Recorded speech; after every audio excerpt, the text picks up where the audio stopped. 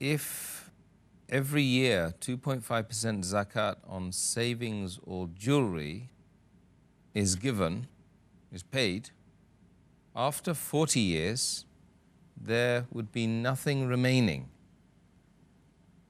Is this a trick question? Many people think that if we keep on giving 2.5% zakat, so 2.5 multiplied by 40 becomes 100%. So you give 2.5% every year, then at the end of 40 years, you'll be left with nothing. Actually, the maths is a bit weak because zakat is given on what they have for one full year. So if, for example, someone has maybe 100 grams of gold, so he has to pay zakat for the first year 2.5%. That is 2.5 grams of gold. Next year, he has to pay 2.5% on 97.5 grams, not on 100 grams. So, which will be less than 2.5 grams gold. So, it will take much more than 20 years. And the full asset can never be nil. It can never be. Even if hundreds and hundreds and hundreds of years, but it will never be nil. It will keep on diminishing. Something will be left.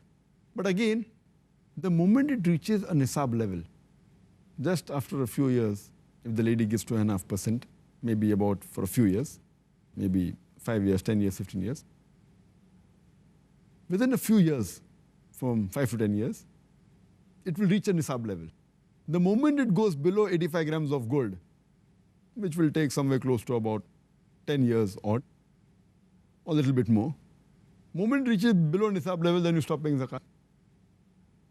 Or if a person has 1,000 grams gold, he keeps on giving, but the moment it reaches nisab, they stop giving gold. So never can it be zero. Even practically, if they keep on giving even below nisab, it will not reach zero.